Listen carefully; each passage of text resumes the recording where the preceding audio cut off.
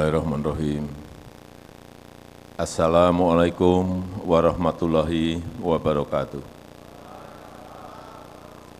Selamat pagi, salam sejahtera bagi kita semuanya. Om Swastiastu, Namo Buddhaya, salam kebajikan. Yang saya hormati Ketua dan Pimpinan Lembaga Negara yang hadir, yang saya hormati para Menteri Kabinet Indonesia Maju, yang saya hormati Gubernur Banten beserta para Bupati dan Wali Kota,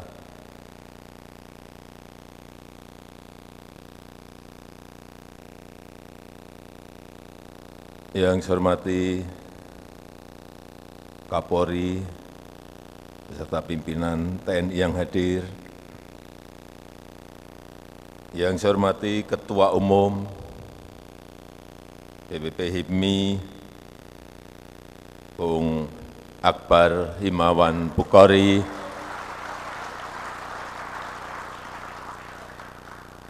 pendiri dan senior HIPMI, Bapak Abdul Latif, beserta para senior yang tidak bisa saya sebut satu persatu,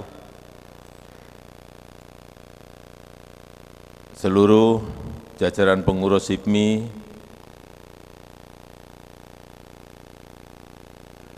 Ketua HIPMI, Provinsi, Kabupaten dan Kota yang hadir dari Sabang sampai Merauke, dari Miangas sampai Pulau Rote,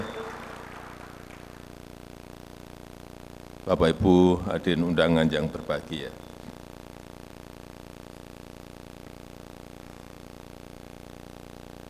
Tadi yang disampaikan oleh Bung Akbar betul. Alumni HIPMI banyak yang masuk di kabinet.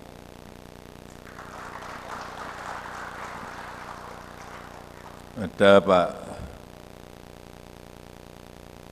Sandi,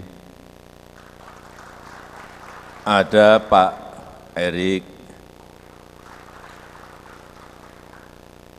ada Pak Bahlil,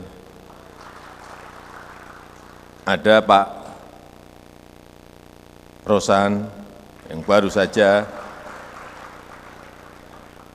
ada Pak Dito juga, Pak Dito HIPMI juga, dan juga ada Presiden.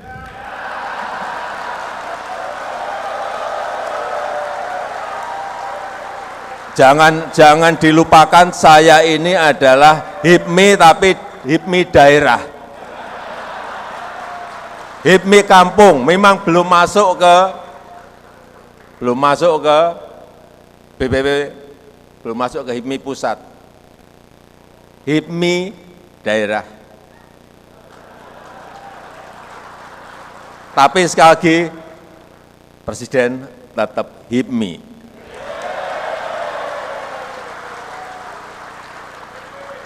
Jadi tadi kalau Pak Ketua Umum menyampaikan minta arahan Presiden, kalau saya mengarahkan nggak salah. Karena saya masih kategori tadi Pak Latif menyampaikan ke saya, loh Bapak itu masuk kategori senior HIPMI. Jadi kalau mengarahkan nggak apa-apa. Jadi kalau cawe-cawe juga nggak apa-apa.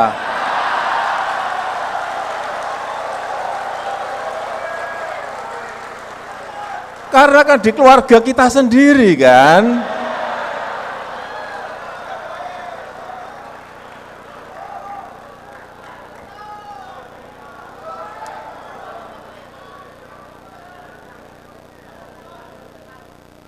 Saya jadi mikir-mikir ini jangan-jangan HIPMI ini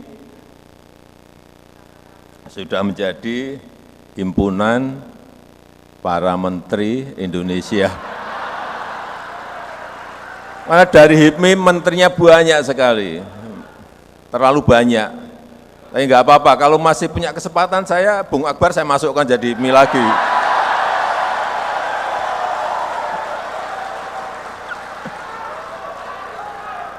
Tapi enggak lah, enggak.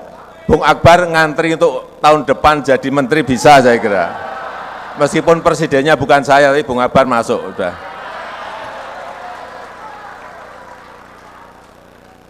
Yang kedua tadi Pak Ketua HIPMI menyampaikan mohon dukungan, utamanya dari sisi pembiayaan, utamanya lagi bagi UMKM, bagi UKM kita. Perlu saya sampaikan bahwa sejak saya masuk, yang namanya KUR tahun ini diberikan jatah 460 triliun. Dengan bunga hanya 6%. Saya nggak tahu di sini ada yang dapat enggak. Berarti yang hadir di sini gede-gede kalau nggak ada yang dapat. Karena memang KUR hanya maksimal di angka 500 juta. Hanya problemnya ini perlu disosialisasikan agar kuota 460 triliun ini harus dihabiskan, harus habis. Jangan sampai ada yang tersisa. Karena bunganya juga hanya 6%. Tapi betul-betul memang hanya untuk usaha mikro dan UKM. Hanya sayangnya ini saya masih mendorong terus kepada Menteri, kepada OJK, kepada BI, agar kalau bisa urusan kredit KUR ini tanpa agunan.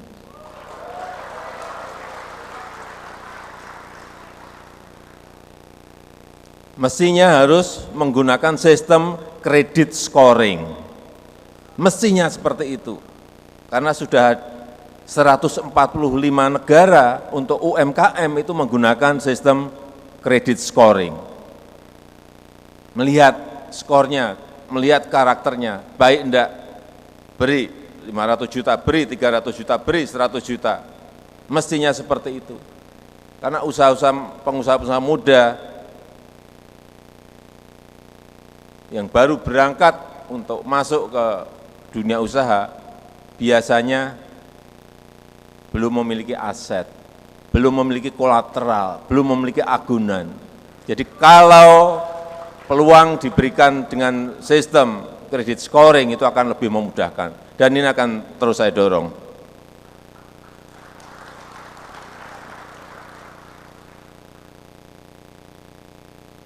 Yang ketiga, saya perlu menyampaikan bahwa persaingan antar negara, kompetisi antar negara sekarang ini betul-betul sangat sengit sekali. Baik dalam memperebutkan pasar ekspor, baik dalam memperebutkan investasi, semuanya. Dan kita patut bersyukur bahwa IMD Global Competitiveness Index di tahun 2023 Indonesia naik ranking dari 44 ke 34. Naik peringkat, naik 10 peringkat, ini masuk dalam kategori tertinggi di dunia karena lompatannya 10 peringkat. Dan komponen competitiveness-nya, daya saing kita yang paling bagus memang di infrastruktur. Sekarang ini kita dinilai bagus di dalam infrastruktur. Kemudian efisiensi bisnis juga naik 11 peringkat, ini juga sangat bagus sekali. Sangat bagus sekali. Kemudian efisiensi pemerintah juga sama, meskipun hanya naik 4 peringkat. Tetapi yang paling bagus adalah performa ekonomi. Ini naik 13 peringkat, dari sebelumnya 42 ke 29. Ini juga perlu kita lanjutkan agar competitiveness index kita menjadi semakin baik, sehingga kelihatan bahwa dalam bersaing dengan negara-negara lain kita memiliki kemampuan. Dan urusan peringkat ini bukan kita yang mengeluarkan, tapi ini internasional.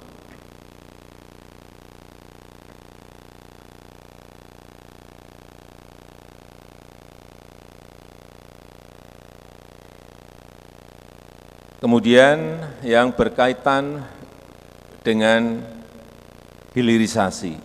Sekali lagi ingin saya sampaikan bahwa hilirisasi itu bukan hanya untuk yang besar-besar. Bukan urusan nikel saja, bukan urusan tambang tembaga yang gede-gede, enggak. Yang UKM pun kita harus industrialisasikan, harus hilirisasikan semua produk yang masih mentahan. Tadi di depan saya mampir di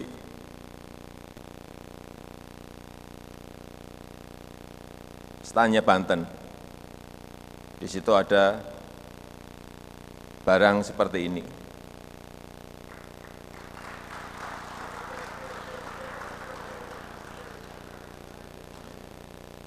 Ini kopi alami yang tanaman kopinya ada di Provinsi Banten. Tapi yang saya lihat bagus, setelah roasting, kemudian masuk ke packaging seperti ini sangat luar biasa. Packagingnya bagus sekali, brand yang ada di sini, Haji Rocker Cafe, ini bagus sekali.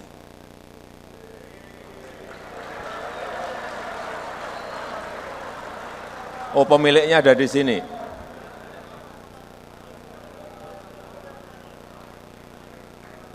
Barang-barang seperti ini, kopi itu tidak hanya di Banten saja, di seluruh daerah kita memiliki kopi yang bermacam-macam, baik Robusta maupun Arabica, ada semuanya.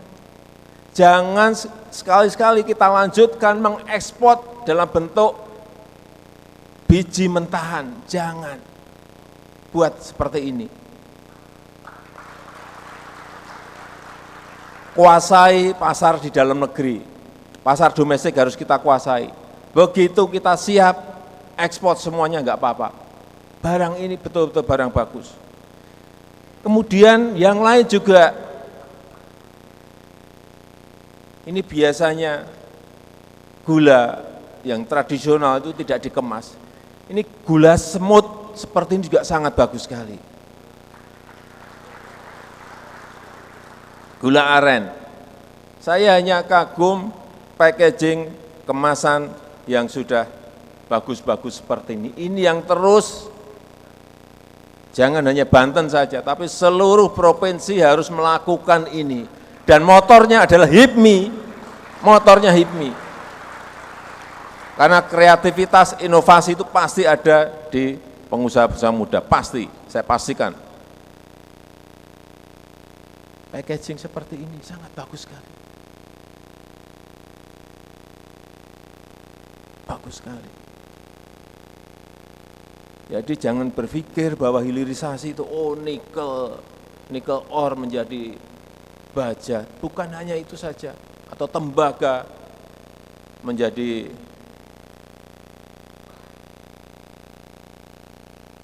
copper foil. Bukan hanya itu saja, yang seperti ini harus semuanya. Saya melihat rumput laut juga banyak yang belum dihilirisasikan. Kita ini nomor 2 di dunia rumput laut. Tapi ekspornya mentahan. Saya cek kemana ini mentahan? Ke Filipina, ke Thailand. Kenapa enggak buat industri sendiri di sini? Tepung agar bisa dibuat,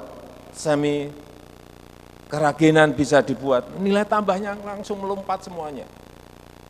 Jangan biarkan mentahan-mentahan itu terus diekspor. Industrialisasikan, hilirisasikan di dalam negeri. Agar ada kesempatan kerja yang terbuka, nilai tambah kita dapatkan.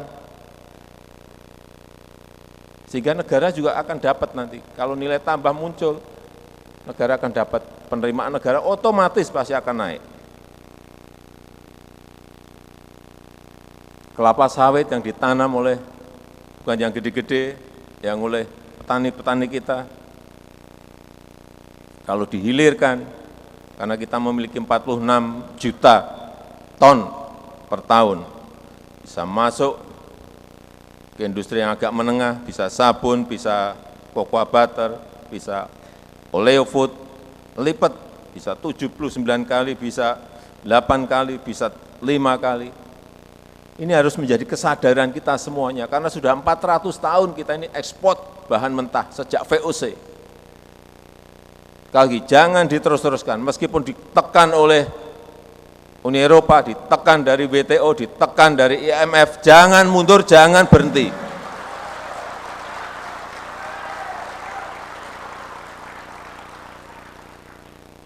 Dan nanti akan saya pesan juga pada presiden berikut yang akan datang. Akan saya pesan, jangan sampai menghentikan yang namanya hilirisasi. Rugi besar kita. Karena kalau semua kita hilirisasikan, perkiraan hitung-hitungan Bappenas itu, 10 tahun yang akan datang, pendapatan per kapita kita akan mencapai 10.900 US dollar. 15 tahun lagi akan muncul angka 15.800 US dollar income per kapita kita, dan di Indonesia Emas tahun 2045 akan muncul angka kurang lebih 25.000 US dollar income per kapita kita. Inilah tujuan, goal kita. Tidak hanya visi besar, tapi kita harus memiliki visi taktis. Visi taktis tadi yang itu tadi. Ya ini, ya ini. Ini visi taktis yang harus kita kerjakan bersama-sama. Saya rasa itu yang ingin saya sampaikan dalam kesempatan yang baik ini, dan dengan mengucap Bismillahirrahmanirrahim, pada pagi hari ini secara resmi saya buka Rapat Kerja Nasional ke-18 Himpunan Pengusaha Muda Indonesia HIPMI tahun 2023. Terima kasih. Wassalamualaikum warahmatullahi wabarakatuh.